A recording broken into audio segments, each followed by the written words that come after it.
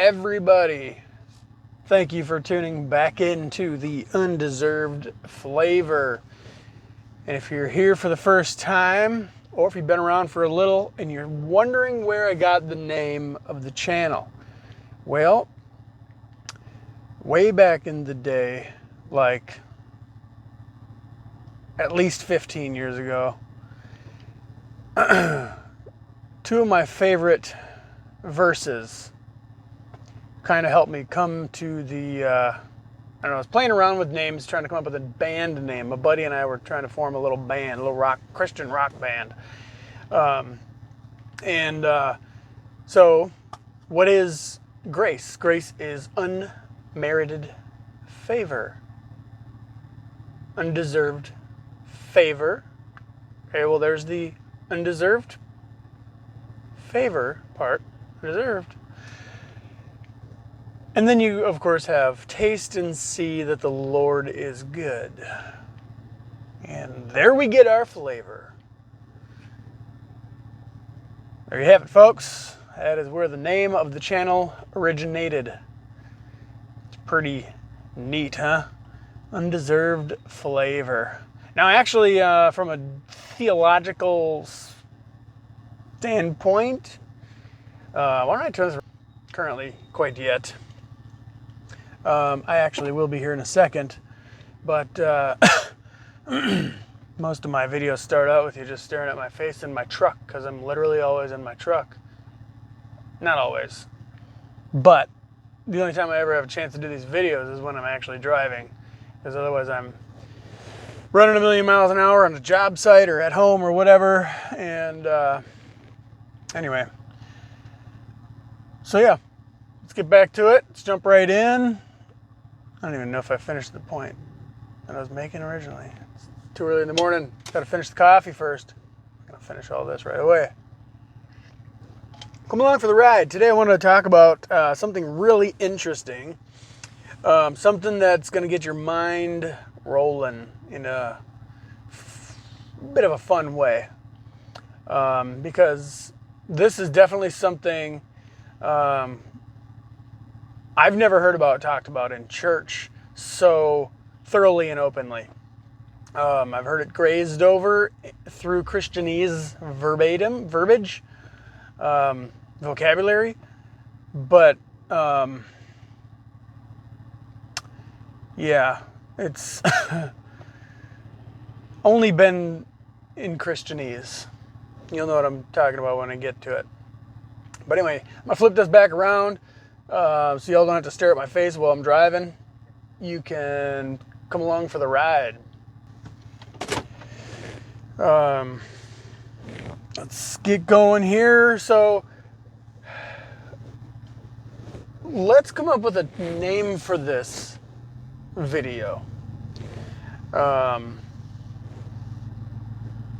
guess we can call it, I don't know, We Are Creators. I mean, that's kind of, it's not really catchy. We are creators. Well, yeah, we are creators. Let's just call it We Are Creators. Maybe add to it from there once I go to upload it. We are created in the image of our Father, the Creator of everything. At least if you are coming from a Christian background, that is what you have ingrained in your psyche. If you're coming from other, depending on your religion or background, you may think we all come from source. Maybe we have source in us. Maybe we are the source. I'm not getting into all that today. So ultimately, I'm talking to Christians or people with Christian backgrounds that understand this concept and see the world through the lens of this concept. That being that we are created in the image of our Creator, our Creator being our Father, the Father of all things. So what does an apple tree produce?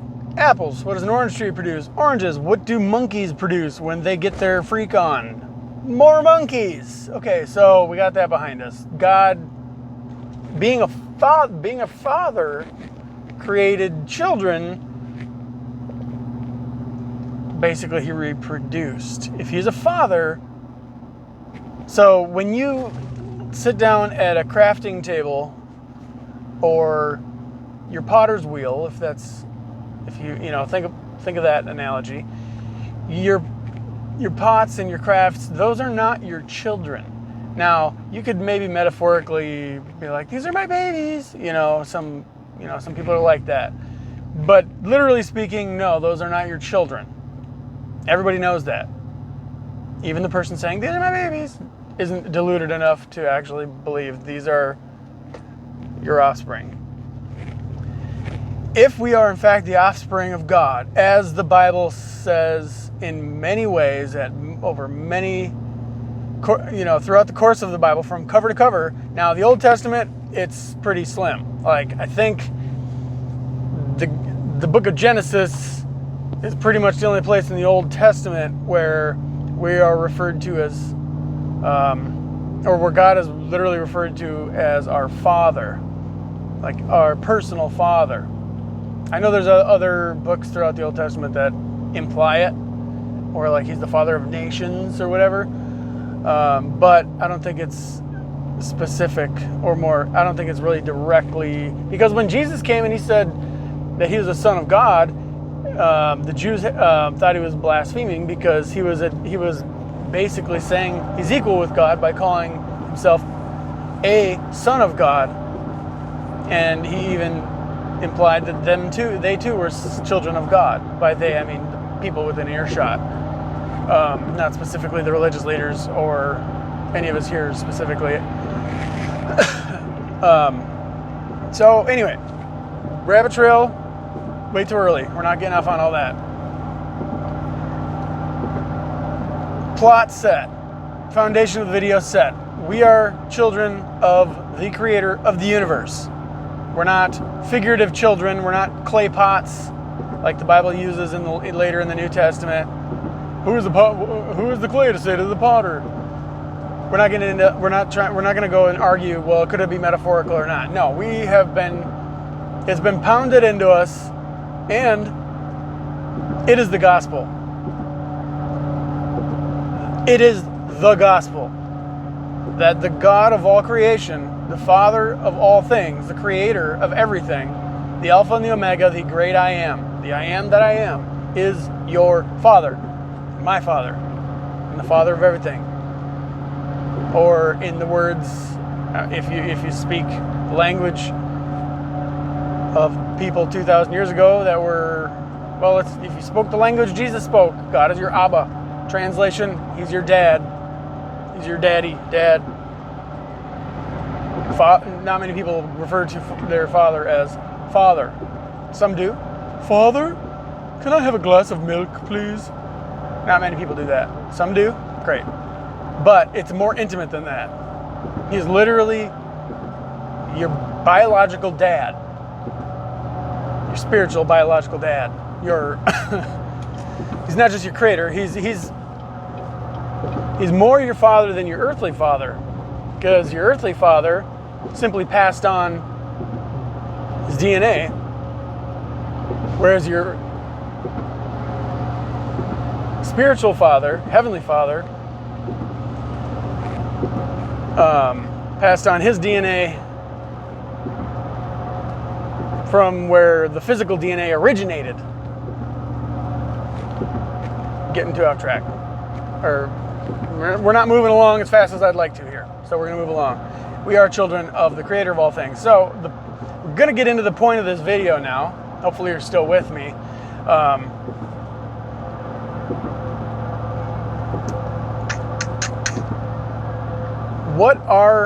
Okay, so I did take a few notes.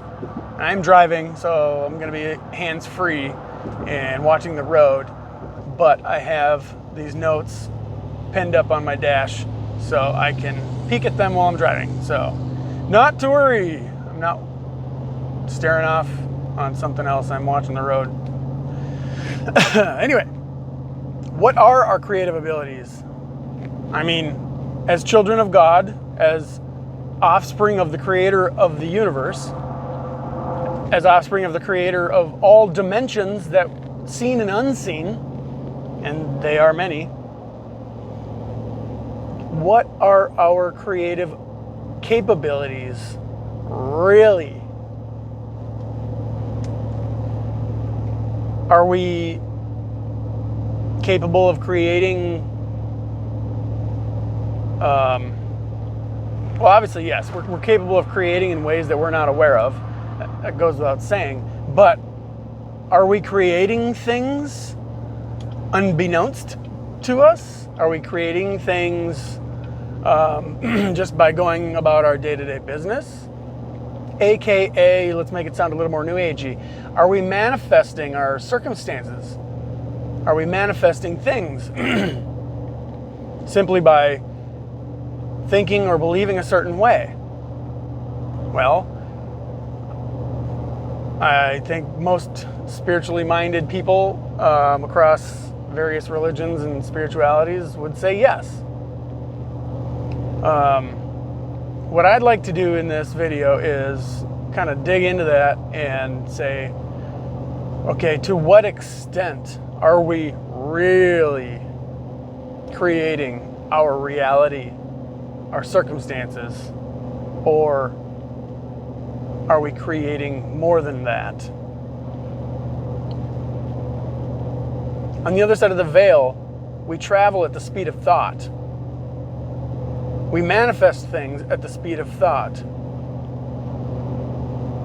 I've heard from near-death experience accounts that we do the same here, but it's a lot slower. And we're not always aware of the fact that we're doing it here. And we're typically not aware of the fact that we can do that here. We're just not wired that way from birth to try and manifest or travel, via thought, focused thought or whatever. What can we do here via thought? What are we capable of? What can we do at the speed of thought? Now, like I said, I've heard from NDE's stories, near-death experience accounts, that on the other side of the veil, we create and manifest and travel at the speed of thought. But here, we do the same thing, it's just slower. So regardless of it being slower, what are we still capable of? What are we capable of creating? What are we creating that we're not aware of? I'm building up to something here. Hang with me. People have had a belief in spiritual entities throughout history. Angels, demons, all kinds of things. Unseen, ontological beings. Could it be that we have created some of these? I mean, like, actually created creatures, given life to, I don't know what to call them, things, unseen spirits. When we think of the word spirits, different people have different ideas of what that word means. But I'm talking about disembodied ontological beings, entities, with their own thoughts and their own ambitions and their own free will. Maybe they don't have free will, maybe they don't have ambitions, maybe they're simply just like robotic. I don't know. Besides the point. Hang with me. Think about it.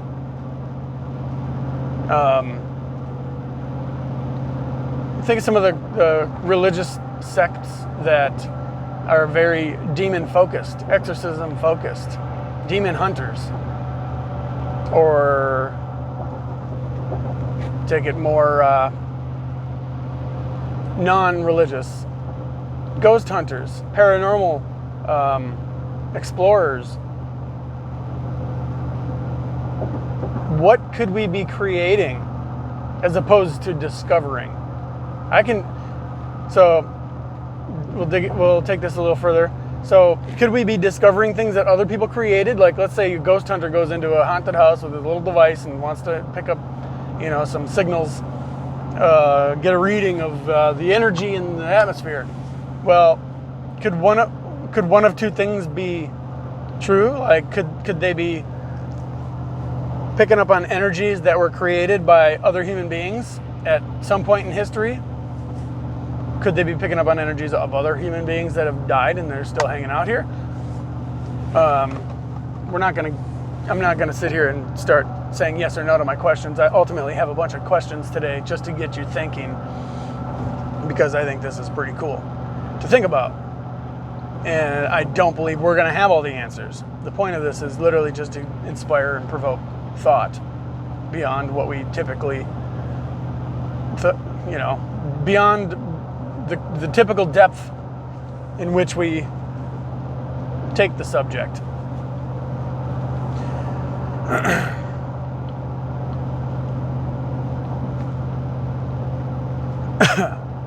So people have had a belief in spiritual entities throughout history. Have we created some of these?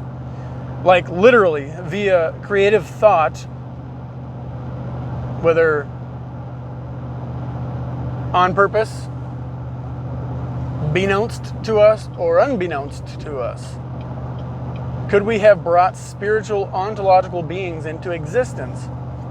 Remember, we are created in the image and likeness of our Father, the creator of all things. And the gospel is the news that we are created in the image and likeness of our Father, and He is our Father. So, back to the point, like, we are creators. We have no idea the extent of our creative ability. Have we been creating things that we never knew we were capable of creating? Are we endowed with creative abilities that we're not aware of? I kind of already said that, but this is just the next bullet point of my notes. I think we are. The question I have is, are we capable of, or maybe are we allowed to create things accidentally? Like, if you have this idea that there's a demon following you around, messing up your life or whatever, or maybe a genealogical quote-unquote curse, or generational demon that follows your family around, is this something that maybe you're keeping it alive, you're keeping it in existence, or creating it by having this belief structure, this belief system, this idea? What if you were to believe this thing actually is a fabrication of our imagination and it doesn't actually exist? Does it go away? Do we uncreate what we've created? There's so many different directions we can go here with this stuff. It's just, like I said, I'm just provoking thought. These are things like you should just, when you got time, just think about it. If that's your jam, if it's of interest. The concept of manifestation is not quote unquote new age. It is fundamentally ingrained in many religions, ideologies, and dogmas, especially Christianity. Quote, faith is the substance of things hoped for and the evidence of things not seen. Well, what's that?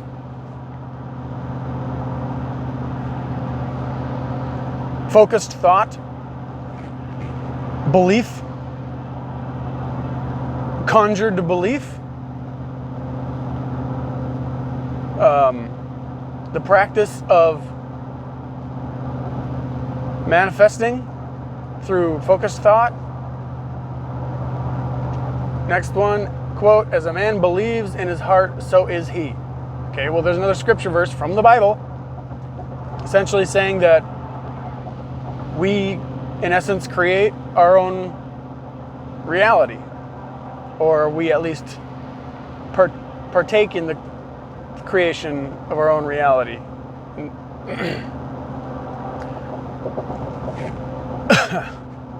Here's one. I'm going to do two different versions of the Bible, two different translations of this one.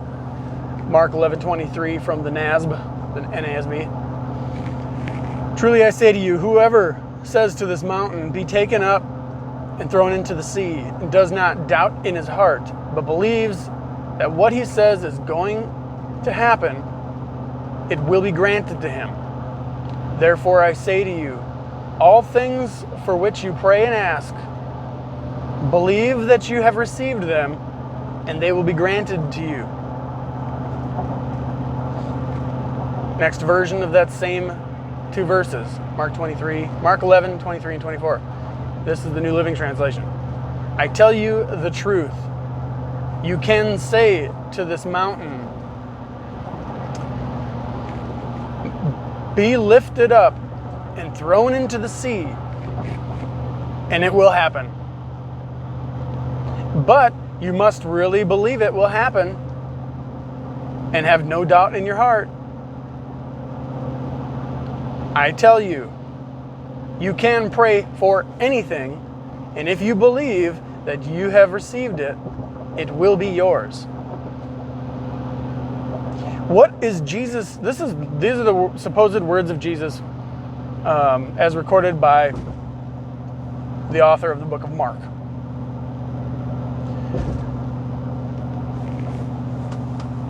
Let's just assume, like most Christians assume, this was actually spoken by the Son of God, God incarnate. What is he trying to communicate? What is he trying to teach us? This was not a parable. He did speak in parables oftentimes, but there's times where it was not parabolic when he spoke. There was times when he was straight to the point, and he was literally just trying to teach us concepts that are true. He was trying to reveal to us our true identity, our true abilities, our true capabilities. What is he trying to communicate to us? What is the God of the universe trying to help us to understand by telling us, look, if you want to, you can tell that mountain to move, and as long as you fully understand that is within your ability to do so, it's going to happen.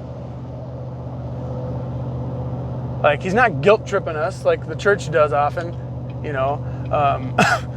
Oh, it's because you doubted, you didn't get anything you wanted. Religion has a tendency to focus in the wrong places. Focus on the doubt. Focus on, manipulation. Like when you're praying for someone with cancer, well, they died because you didn't have enough faith. Their focus and their emphasis on these teachings is in the wrong place. That's just a side note. And granted, I'll say that, yeah, that's my opinion. But I think what ultimately Jesus is trying to communicate here is that we are able to manifest whatever we want. We're able to create from thought, from belief. So, without going too much further, the whole point of this, what inspired this today, is what's been rolling around in my mind, the idea of evil, ontological, spiritual beings. Whether fallen angels or demons.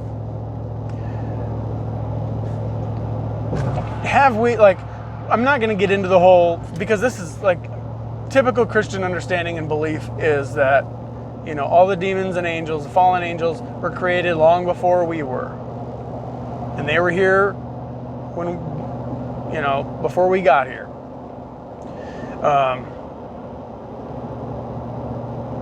So I'm not going to get into all that. I'm not going to debate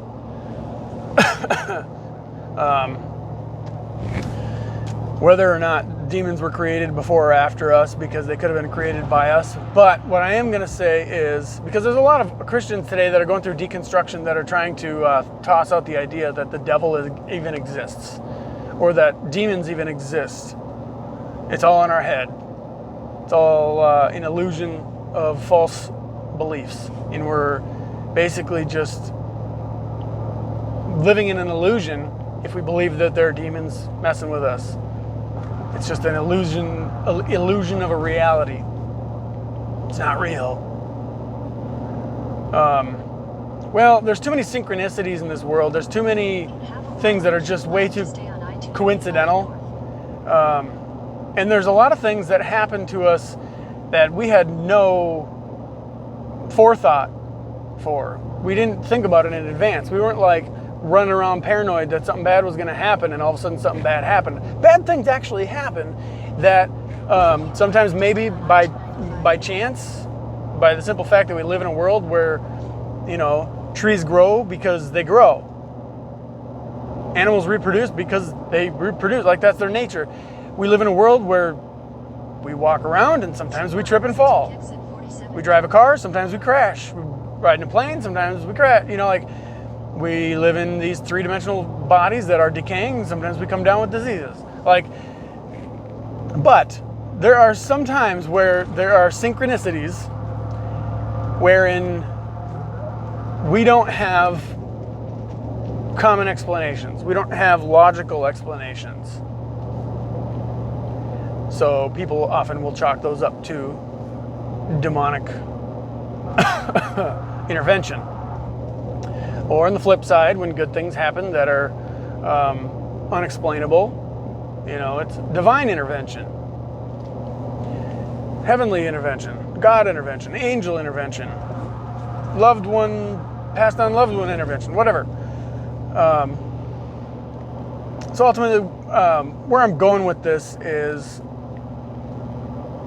really the thought that has been swirling around is, because I heard a near-death experience account the other day where this person who had absolutely no introduction at any point in their life into Christian dogma, Christian religion, or really any other religion for that matter. They were just an unspiritual, normal, natural human being.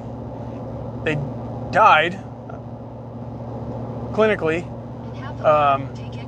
This person was in the military, and he had some buddies. They pulled a prank on him. The prank went bad, and he ended up dying. Heart stopped. He was cold. He was beyond the point of resuscitation. And his buddies, they were in this barracks thing, and they were all walking around freaking out, trying to think oh my gosh, what are we gonna do? We got to tell somebody. What are we gonna say? We're gonna be in deep crap. And they're sitting there while this cold blue body is laying on the floor, and the spirit of the guy that died, he's in the room with them. He didn't know he was dead at first. He was cussing them out, trying to say look at you guys, pulled this stupid prank, you guys are idiots, blah blah blah. And then he realized, turned around and saw the body, and it took him a second, but he finally realized it was him. And then he's like, oh crap, I gotta try to jump back in my body. So he tries to jump back in his body, has some, what do you call that?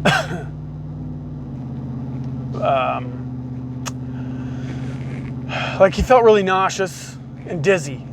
There's a word for it. I can't, it's just escaping me, tip of my tongue.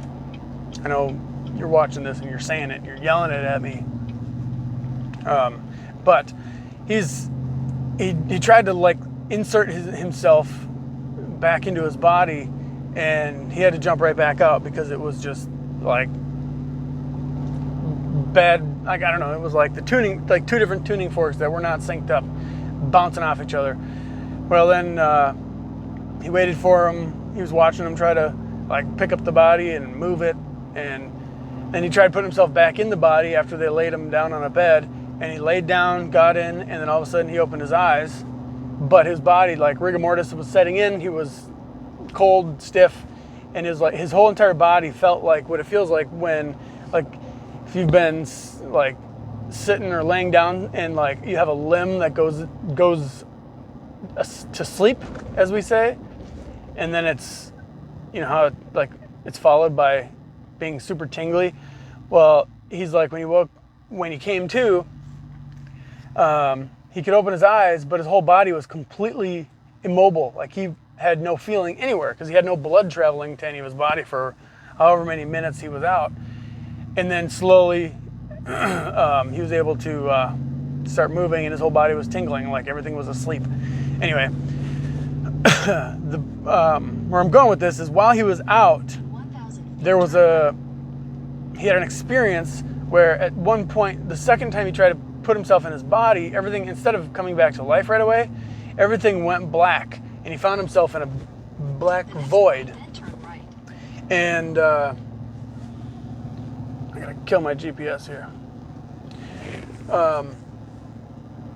He found himself in a black void, and then out of nowhere, this massive red and black demonic hand grabbed his shoulder. And he looked over and saw this being. It had to have been 13, 14 feet tall. And this hand that was on his shoulder was this like just massive and muscular. Like there's no way he could have fought against this giant.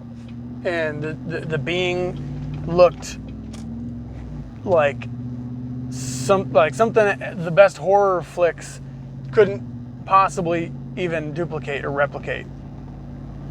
And he's having this experience. This being grabs him, scoops him up, and starts taking him away. He doesn't know where they're going, but he's inflicted with fear, and all hope like flees. He doesn't know what's going on, but he's like dealing with this being. So what I'm kind of getting to here is like,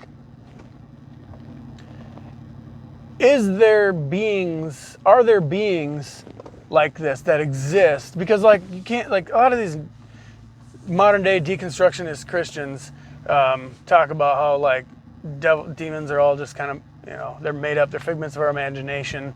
They're not ontological beings, whatever. Well, I've literally listened to thousands of near-death experience stories so basically what I'm saying is I have enough anecdotal evidence to basically say you're full of crap.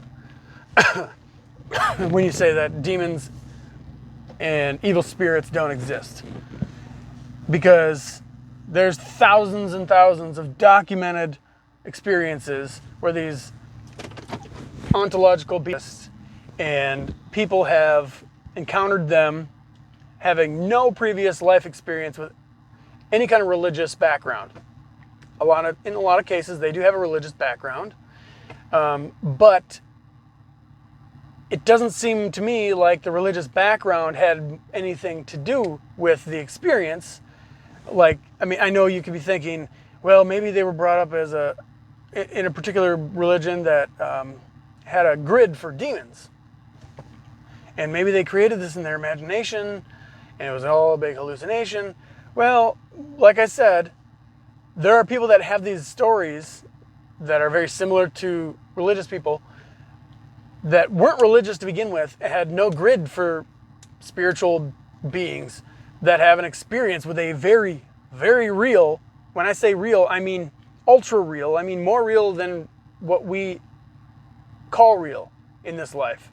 One of the things that virtually every near-death experience account has in common is the fact that when you're on the other side of the veil, it's ultra real, hyper real. It's more real than this life. So when they come back to this body in this life, it's this life in this, what we call reality, that's actually comparably like a foggy, hazy dream compared to what they experienced on the other side.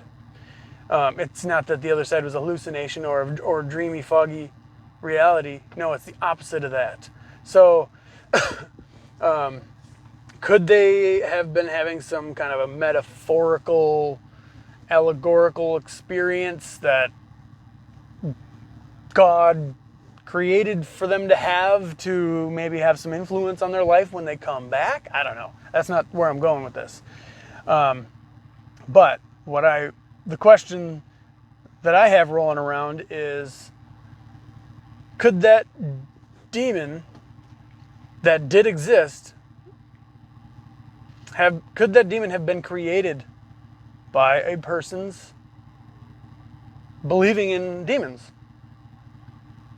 Could there have been a creative thinker at some point in history that thought this stuff up, whether recent history or ancient history, and the thought process, the manifestation abilities of this person who was thinking this literally brought into existence a disembodied ontological being? I know we're never going to have the answers, and there's no point in really asking the question, but I will disagree when you say there's no point in asking the question, because there is a point. The point is, if in fact we have these abilities, we are this creative, shouldn't we be countering the evil with good? I mean, what's the point of the gospel? What did Jesus come to do? Save, heal, set free, destroy the works of the devil. The devil being an accusatory spirit. Any mindset that seeks to disagree with the truth or come against the truth or get anybody to believe something other than the truth, that they are children of God, that their true identity is as creators, offspring of the creator of the universe. So anyway, I'm going to wrap it up there. Just food for thought really today. Just interesting, at least I find it interesting. Could we have given life to disembodied spirits? Evil spirits, maybe even good spirits. Like kids growing up with a imaginary friend. Kids are extremely creative, and they're actually really in tune with the spiritual realm, spiritual reality. Yes, they could be actually interacting with pre-existing spirits as opposed to creating them. I'm not saying they create them, but is it completely out of the realm of possibility that in their little creative minds they actually created a companion of sorts that maybe disappears when they grow out of it, or maybe sticks with them for the rest of their life, and they revisit later in life or after death? I don't know. I mean, this is all like wildly extra biblical, wildly outside of the realm of what is typical thinking for Christianity. Even the most open Christianity doesn't necessarily, from my experience anyway, I haven't experienced anybody thinking this far outside the box. And there's people that think outside the box in all kinds of different ways. This isn't the only way you can think outside the box. But from the concerning angels and demons and ontological beings, disembodied spirits, what are we capable of? If we are creators, we're offspring of the creator of the universe. We're creating something. What are we creating? And when are we creating it? And are we creating things when we're not aware of it? And how can we get good at creating things when we want them? Thanks for hanging around with me today. Hit that like button if you're still around. Subscribe, all the YouTube mumbo jumbo. If you have any thoughts, questions, drop them in the comments section, and I will reply and potentially make a video if it's an interesting one. Drop a comment anyway just to say hi. I'd appreciate that. And I'll see you on the next one. Taste and see. The Lord is good.